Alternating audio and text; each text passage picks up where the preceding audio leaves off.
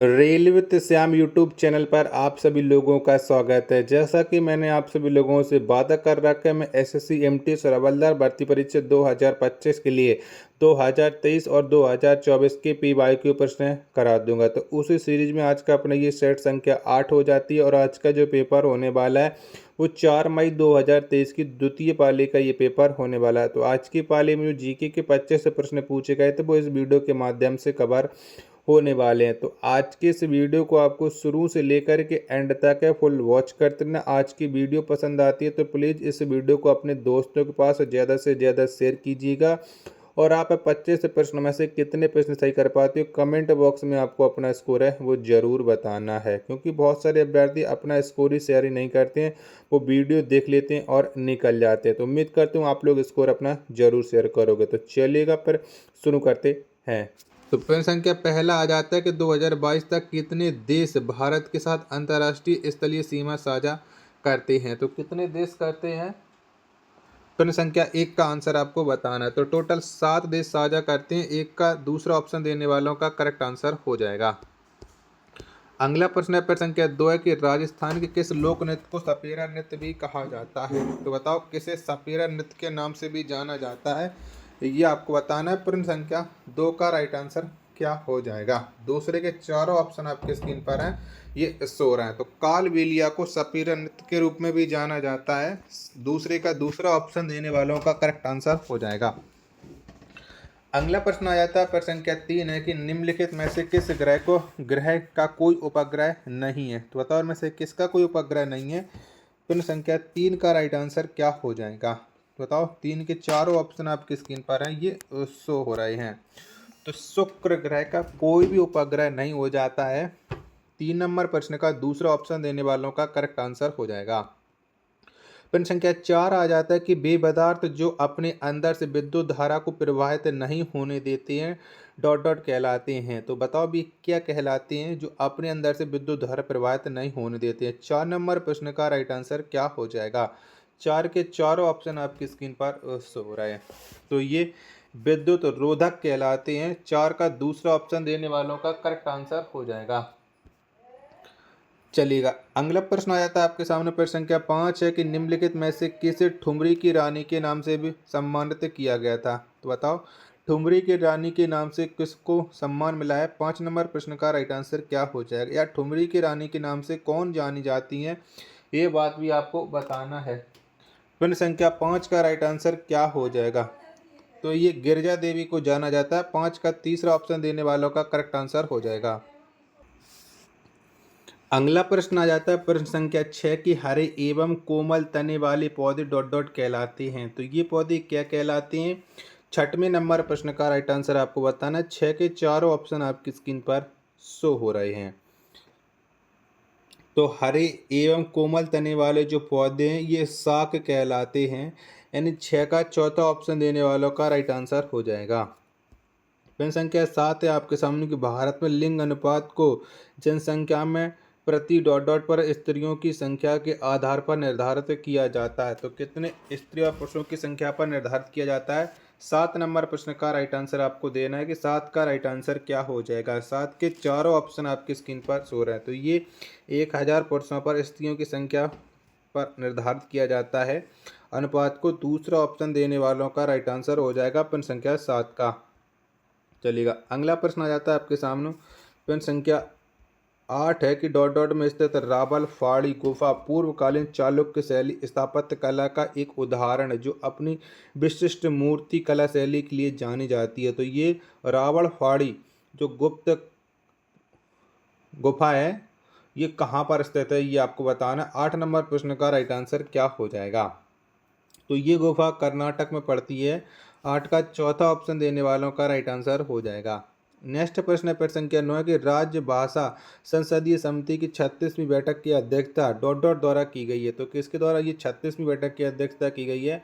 9 number प्रश्न का right answer क्या हो जाएगा। 9 के चारों ऑप्शन आपकी स्क्रीन पर शो रहे हैं। तो इसकी जो बैठक की अध्यक्षता की गई है वो अमित शाह के द्वारा की गई है, यानी 9 का पहला ऑप्शन देने वालों का राइट आंसर हो जाएगा। प्रश्न संख्या 10 है कि बाल विवाह निषेध विधेयक 2021 महिलाओं की विवाह की न्यूनतम आयु को बढ़ाकर डॉट डॉट वर्ष करने का प्रयास करता है। तो बताओ ये कितने वर्ष करता है? 10 का आंसर आपको देना है कि 10 का राइट आंसर क्या हो जाएगा। तो ये न्यूनतम आयु को बढ़ाकर 21 वर्ष करने का प्रयास करता है। 10 का पहला ऑप्शन देने वालों का करेक्ट आंसर हो जाएगा। अगला प्रश्न आ जाता है प्रश्न संख्या 11 की मालगुडी डेज डॉट डॉट की लघु कहानियों का एक संग्रह है। तो बताइए किसकी लघु कहानियों का संग्रह हो जाता है मालगुडी डेज। 11 नंबर प्रश्न का राइट आंसर क्या हो जाएगा? तो ये आर के नारायण का हो जाएगा। 11 का दूसरा ऑप्शन देने वालों का सभी का राइट आंसर हो जाएगा।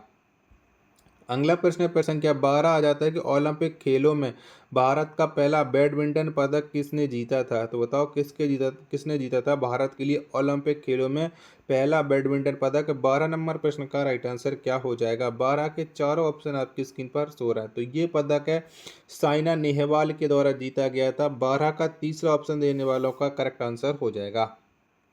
अगला प्रश्न आ जाता है प्रश्न संख्या 13 की जीवन की अवधि जब शरीर प्रजनन परिपक्वता की ओर ले जाने वाले परिवर्तनों से गुजरता है कहलाता है। तो बताओ उसे क्या कहा जाता है? 13 नंबर प्रश्न का राइट आंसर क्या हो जाएगा? 13 के चारों ऑप्शन है जो आपकी स्क्रीन पर शो रहा है। तो ये किशोरावस्था कहलाता है। 13 का दूसरा ऑप्शन देने वालों का करेक्ट आंसर हो जाएगा। आशा और उम्मीद करता हूँ आप सभी लोगों को वीडियो जरूर पसंद आ रही होगी। तो प्लीज़ इस वीडियो को अपने दोस्तों के पास शेयर करना ना भूलें। 14 नंबर का प्रश्न है आपके सामने कार्बिलॉम कप निम्नलिखित में से किस खेल से संबंधित है? तो बताओ कौन से खेल से ये कार्बिलॉम कप संबंध रखता है? 14 नंबर प्रश्न का राइट आंसर क्या हो जाएगा? तो इसका संबंध हो जाएगा टेबल टेनिस से। 14 का तीसरा ऑप्शन देने वालों का करेक्ट आंसर हो जाएगा।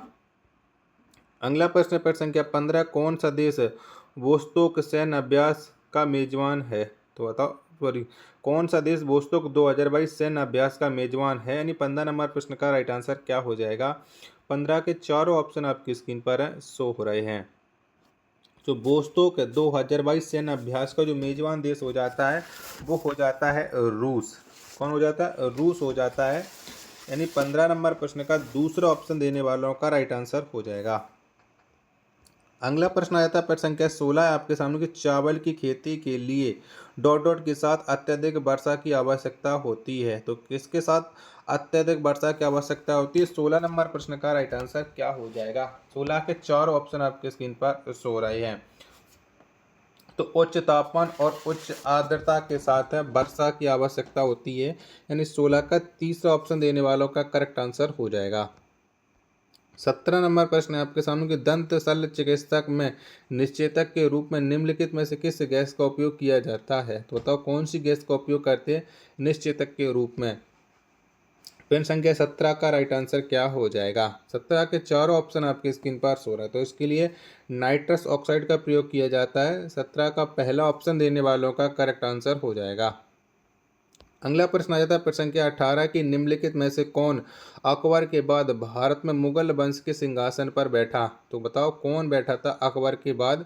18 नंबर प्रश्न का राइट आंसर आपको देना है। तो अकबर के बाद भारत में मुगल वंश के जो सिंहासन पर बैठा था वो जहांगीर बैठा था। 18 का चौथा ऑप्शन देने वालों का करेक्ट आंसर हो जाएगा। नेक्स्ट प्रश्न है प्रश्न संख्या 19 है कि निम्नलिखित में से बंगाल के किस गवर्नर जनरल ने सती प्रथा को गैर कानूनी घोषित किया था? तो बताओ किसने गैर कानूनी घोषित किया था? 19 का आंसर आपको बताना। 19 का राइट आंसर क्या हो जाएगा? 19 के चारों ऑप्शन आपकी स्क्रीन पर है ये शो हो रहे हैं। तो विलियम बेंटिंग ने सती प्रथा को गैर कानूनी घोषित किया था। 19 का चौथा ऑप्शन देने वालों का राइट आंसर हो जाएगा। चलिएगा अगला प्रश्न है प्रश्न संख्या 20 है कि पद्मा सुब्रमण्यम को वर्ष डॉट डॉट में भारतीय शास्त्रीय नृत्य में उनके योगदान के लिए पद्म भूषण पुरस्कार मिला। तो ये कब मिला था पद्म भूषण पुरस्कार? ये आपको बताना है। 20 नंबर प्रश्न का राइट आंसर क्या हो जाएगा?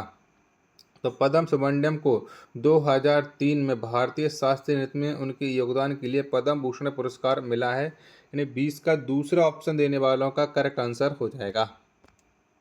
अगला प्रश्न प्रश्न संख्या 21 है कि निम्न में से कौन सा जानवर भारत में केवल गिर के जंगलों में पाया जाता है? तो कौन सा जानवर मिलता है गिर के जंगलों में? 21 नंबर प्रश्न का राइट आंसर आपको देना है। तो गिर पड़ता है गुजरात में और यहाँ पर केवल एशियाई शेर मिलते हैं। 21 का पहला ऑप्शन देने वालों का राइट आंसर हो जाएगा। अगला प्रश्न आ जाता है प्रश्न संख्या 22 है कि राष्ट्रीय आय के मापन की उत्पाद विधि में हमें डॉट डॉट के लिए मध्यवर्ती वस्तुओं के मूल्य को घटाना होगा। तो बताओ कैसे घटाना होगा। 22 का आंसर आपको बताना है। 22 के राइट आंसर क्या हो जाएगा। 22 के चारों ऑप्शन आपकी स्क्रीन पर शो रहा है, तो इसके लिए दोहरी गणना को दूर करने होंगे, यानी 22 का तीसरा ऑप्शन देने वालों का करेक्ट आंसर हो जाएगा।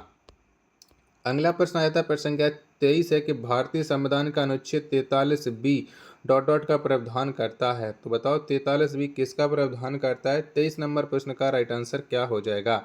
23 के चार ऑप्शन आपकी स्क्रीन पर है जो शो हो रहे हैं, तो ये सहकारी समितियों को बढ़ावा देने करेक्ट आंसर हो जाएगा ऑप्शन संख्या 4 23 नंबर प्रश्न का।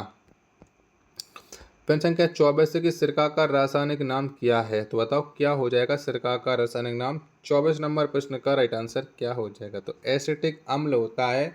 24 का दूसरा ऑप्शन देने वालों का करेक्ट आंसर हो जाएगा।